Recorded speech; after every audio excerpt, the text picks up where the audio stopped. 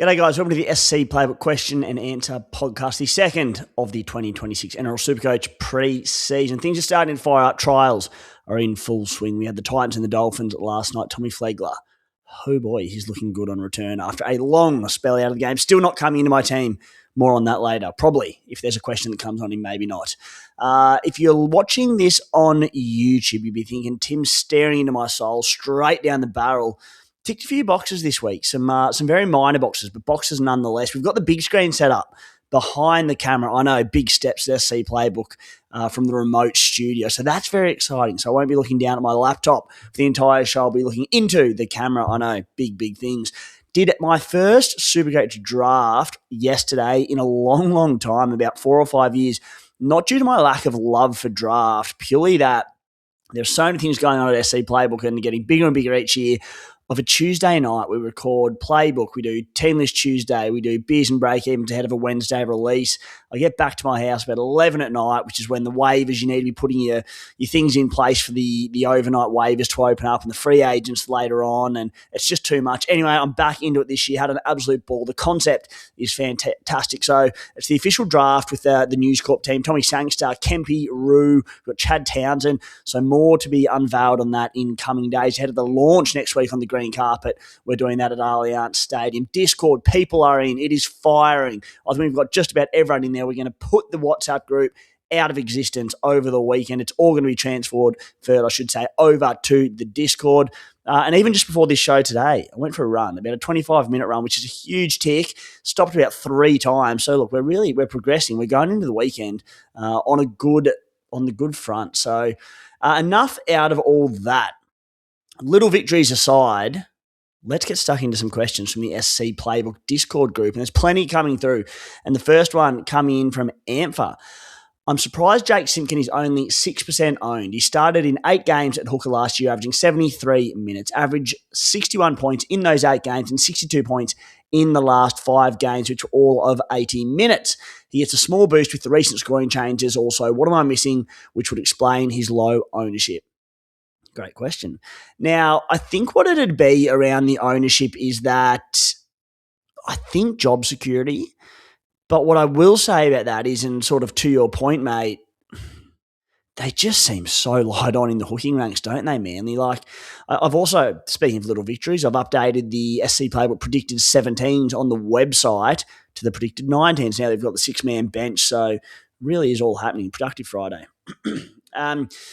But yes, I mean, even in my 6-man bench, I don't necessarily have an out-and-out hooking replacement for Jake Simpkin, but I think people are sitting there going, is he an 80-minute man?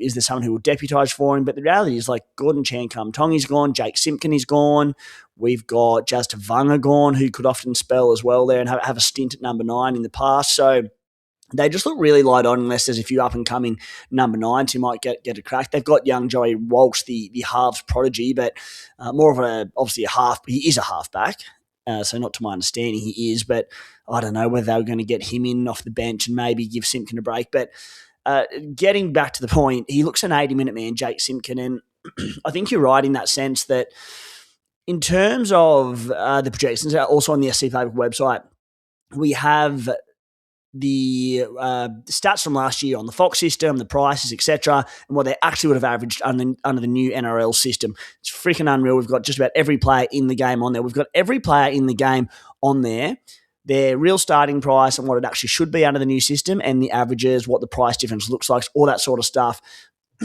Pardon me. The only one that we don't have it for is players under 8 games, because we know that when players play under 8 games in Supercoach, to the following season, they get a price reduction from the overlords at Supercoach headquarters, and it becomes a little bit subjective. So the data doesn't reflect that one, but there's hundreds of players in it, and go and check it out if you haven't already. Anyway, on Jake Simpkin, he is priced on a 43.2 average, which lifts to 45.3 under the new stats. So a little jump there, 423K to 443K. He should be 20K more expensive. However, the thing about that with Jake Simpkin is that they obviously weren't all 80-minute games last season. He spent a lot of time coming off the bench and in more limited minutes. So, yeah, expect that to jump even more as an 80-minute man.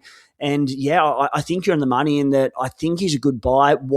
Another reason why he's probably not as popular and in such few teams at the moment, I think there's a lot probably looking also at Harry Grant and also at Blake Brayley for the same reasons around the tackle reduction, tackle increases, that a lot of hookers in the game are underpriced.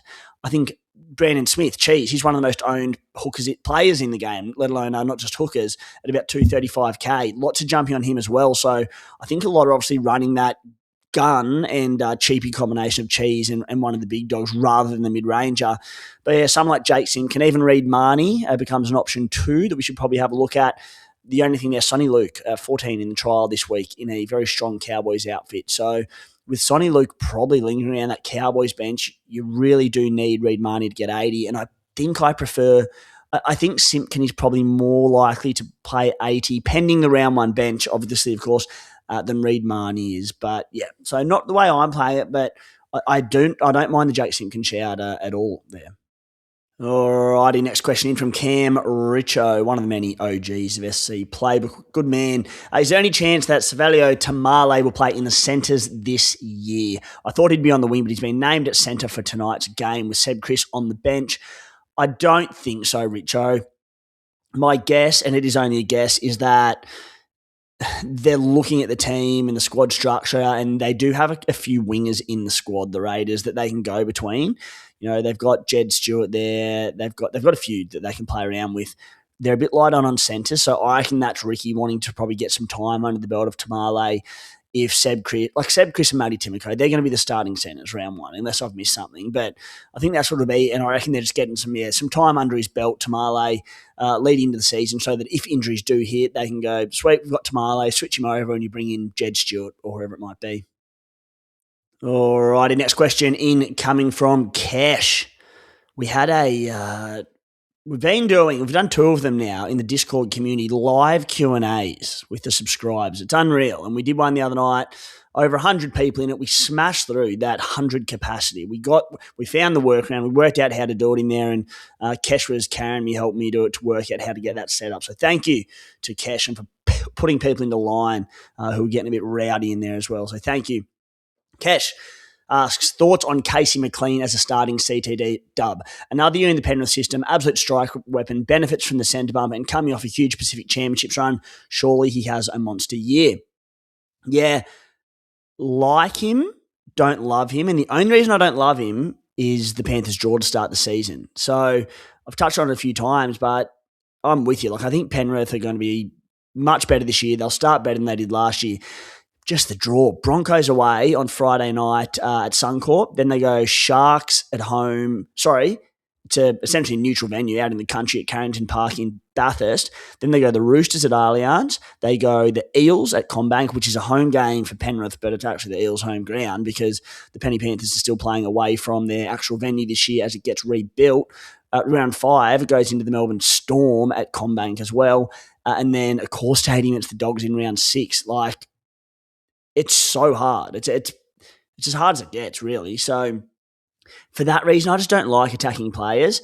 Nonetheless, as I keep saying, I think every essentially centre is undervalued to begin the year. I don't know if I can go with any strike weapons at the Panthers. You know, Nathan Cleary being the exception early on because of that draw. I've even gone a little bit cold. I went cold on Brian To'o because of the new stat system and how I want to sort of target centres early on. But the draw, again, it's just very, very difficult. I think Casey McLean will be more attack reliant than we know what sort of Brian To'o will be. In terms of the stat comparison, 66.9, the average under Fox stats, 67.9 under the new system. So it's not actually that different. It's only about a 9K difference.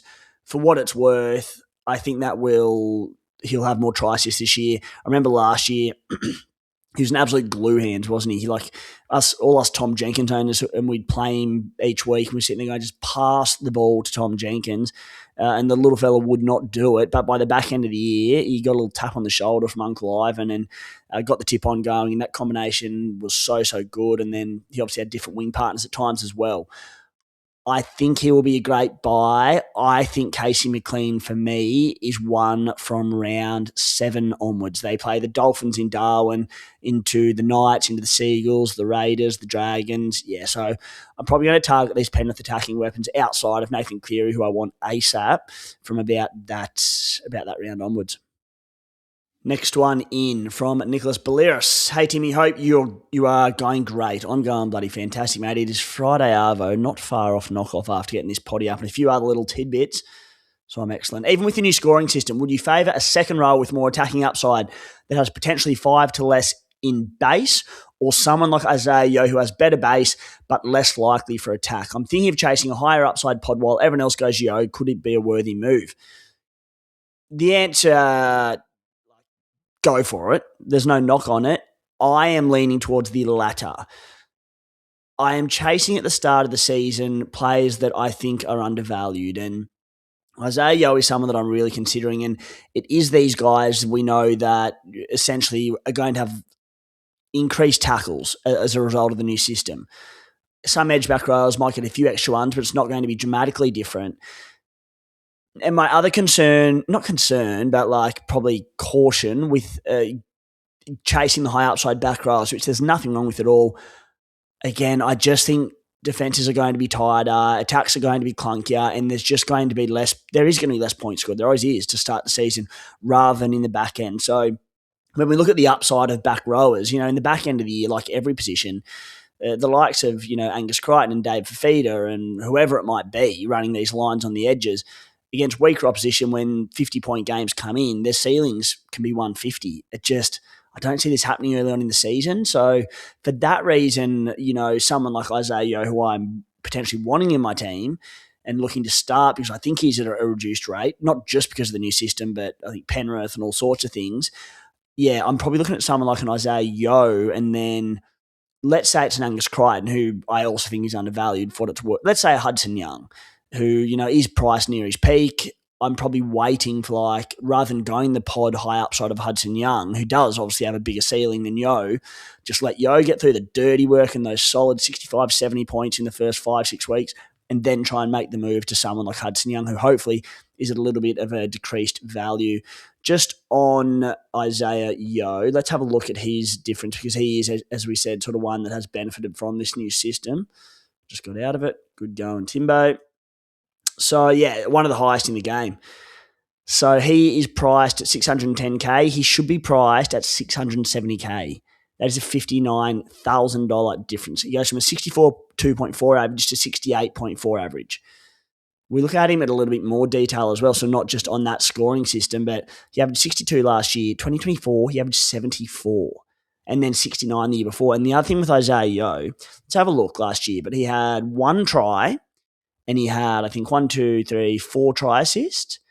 He's better than this. I know he's not a groundbreaking runner and all that sort of stuff, but he's got good footwork at the line. He's very agile. And then you look at his ball playing, he's essentially second to none, in my opinion, in terms of number 13s in the game.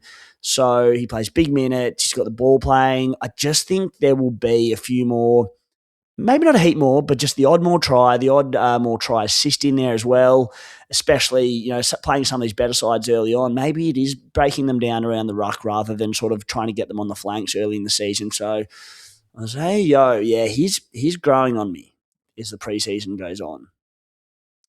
Guys and girls, we are extremely excited to once again announce, if you didn't tune into the show last week, that we have partnered with Mountain Culture Beer Co. to kick off the 2026 NRL Supercoach season. One of the best drops in the business. Actually, it's probably better than that, and I'll tell you why. Because they've been rated Australia's #1 brewery, winning the prestigious Gabs Hottest 100 Craft Beer Award with their status quo Pale Ale for the 4th year on the trot in the Blue Mountains, out that way anyway, out west. Absolute weapons of what they do. 4 years on the trot. Now, I'm going to lay down a little challenge for you. If you like me and you like a little Friday Arvo knockoff beer, celebrate the week that was and all the little victories that you had during the week. Get down to your local. I don't know about you, but I know my local. It has Mountain Culture Status Quo Pale Ale on tap. You might be in this mold where, since you're old enough to drink beers at 18 years old, your old boy drunk beer A or beer B or beer C, and you've just followed the same thing your whole life, and you're stuck in a beer drinking rut, and you don't even think about changing it. Well, do it. Change it up. When you see it on tap this afternoon, go out there, try it, and think of me when you do it, and you can thank me later. Thank me on next week's Q&A podcast. Guys, if you don't happen to have it on tap, which would just be ridiculous, Give it a crack yourself. Head to mountainculture.com.au and use the discount code MountainCulture4, That is the number 4 to receive 10% off beers with your first order. So go and check that out.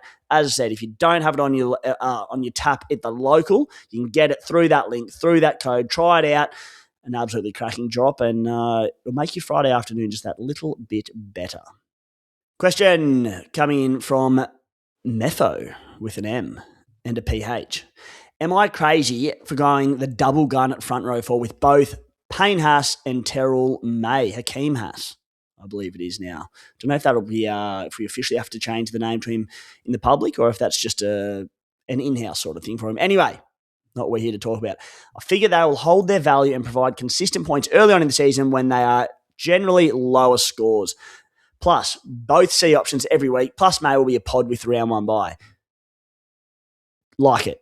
I do like it because, as we know, they are 2 players who, under the new system, they're undervalued. We know they'll get their big minutes. We know they'll work their backside off.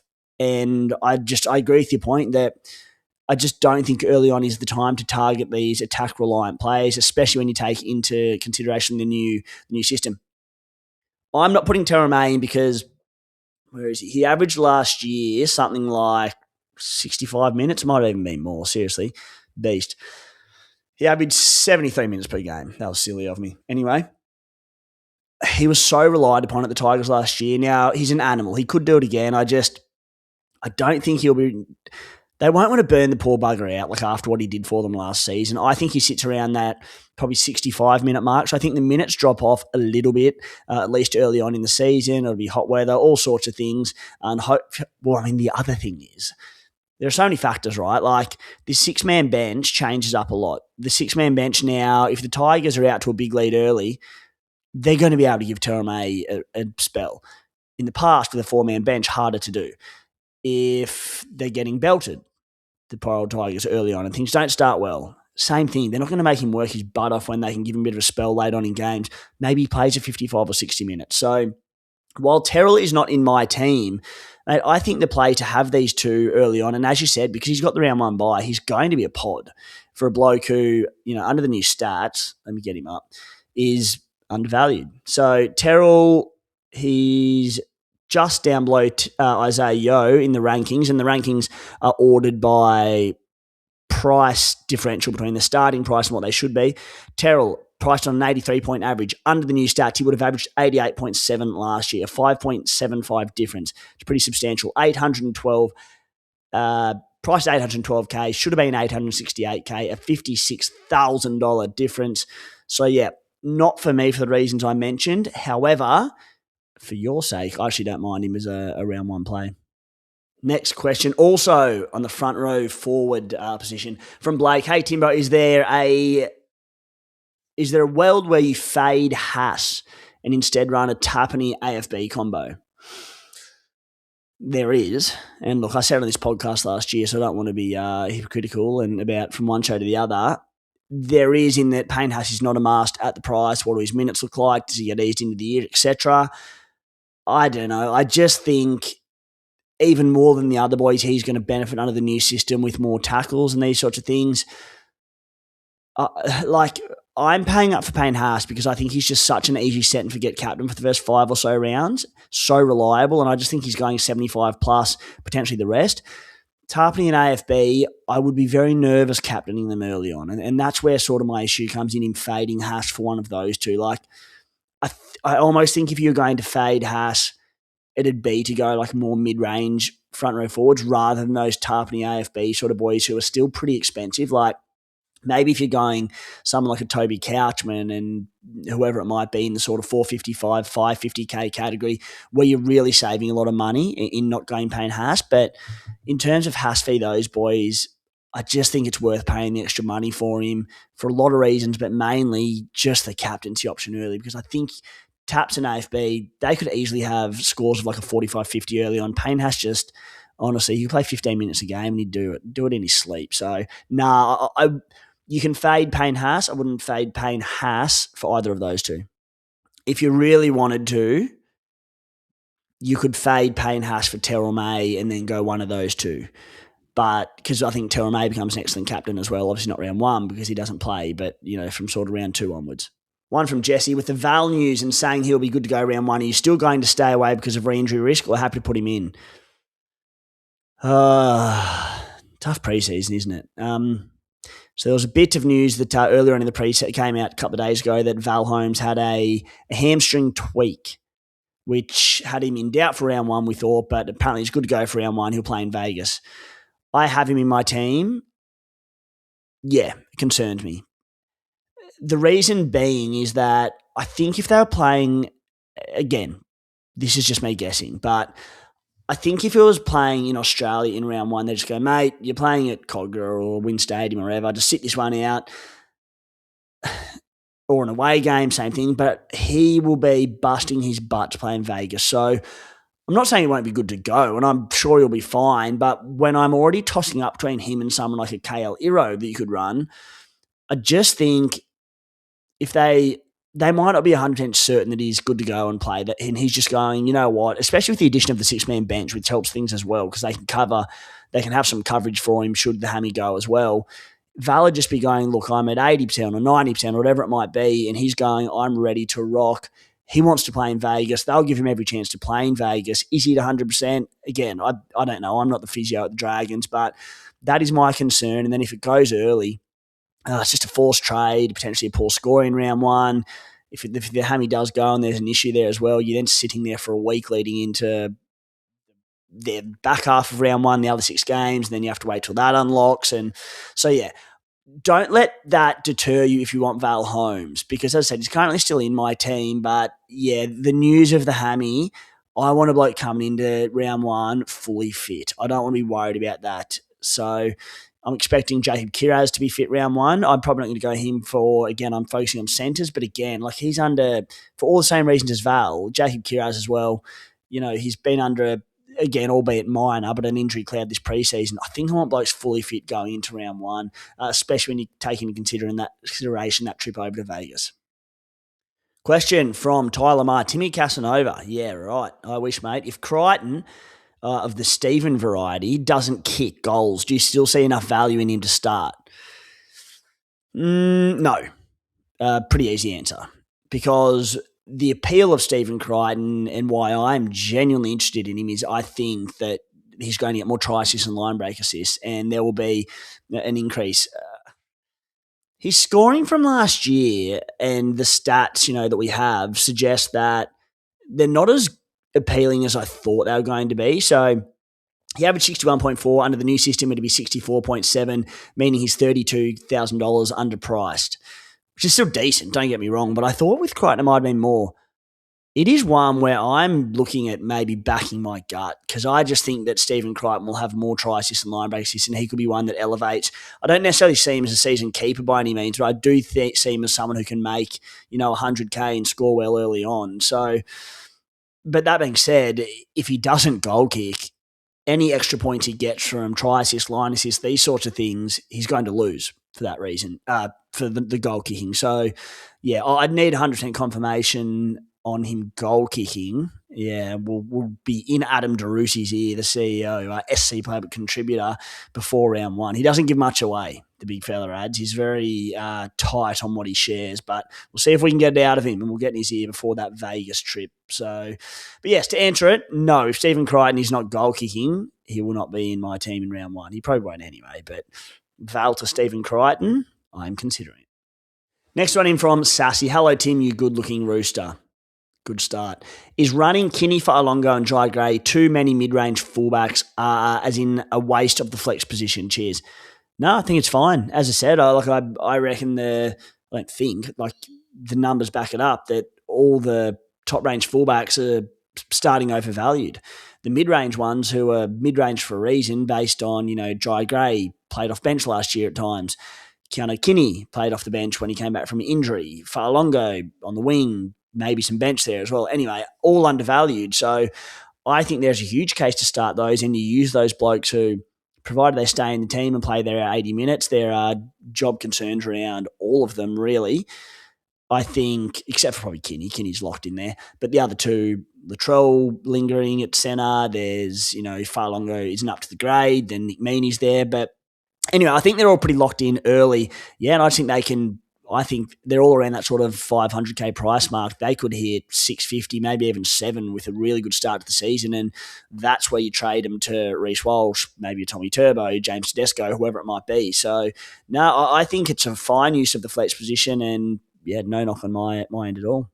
One from Satch, SC Playbook OG. With the buy, is there value in Taylor May on the bench and having 5 good centres? Or should I play one cheap centre for 1 week and then have a valuable pod with 3 other high-value centres, or bypass May altogether? Absolutely. Satch, I'm not going to say the year of the centre, but it's the start of the year of the centre, at least for the first sort of 6 weeks, because, as I said, they're starting undervalued, and these prices, they'll balance out at some point, and then centres will just be like, they'll be a bit better, don't get me wrong, but they'll be at their correct value. So we need to get on them early is my thinking. And Taylor May, why not? He's a tough one because he just hit the ground running, didn't he, last year? And again, like, he was so good he had his work rate, his base and power stats, he had tackle bust. It was just so elite. The benefit of being at centre and hopefully getting a few more major attacking stats off the back of that. So, yeah, I think the round 1 bye, as we said, is going to turn a lot of people off him. And, yeah, I think if you like him, don't worry about necessarily having to have a CT dub cheapie in there to play in your starting team each week. If you want to go 5 of them, whether it's 5 CT dub guns or you have 4 guns in the sort of a mid-range or whatever it might be, absolutely no knock on it at all. My only knock on that one is that there are a lot of CT dub cheapies looming. Guys like Macassini, who, funnily enough, will be playing outside Taylor May, Setu 2 at the Dragons, Tommy Chester, not playing this weekend because he's got that I think it's a knee complaint and has had a lot of injuries in the past. Jackson Purdue is starting at centre in the trial this weekend, expected to play maybe some time in the halves as well. I think him and Clifford are sharing things around a little bit, according to Todd Payton.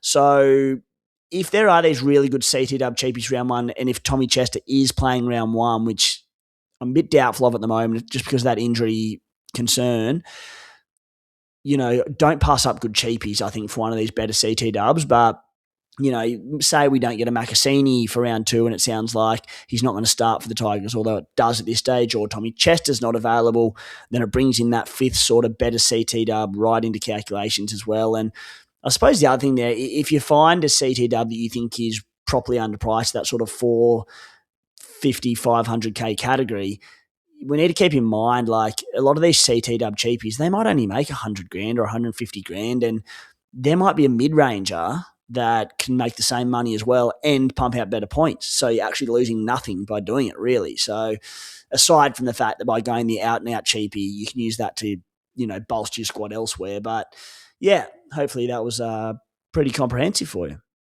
One from Donnie. Donnie's got a Dragons logo there. Tim the Toolman Taylor. First year subscribing after many years of listening. Thank you for the support, Donnie, and 20 of the subscribers out there. Donnie says 6,518 minutes last year of listening according to Spotify Wrapped. Donnie, that is good shit from you. Thank you, mate.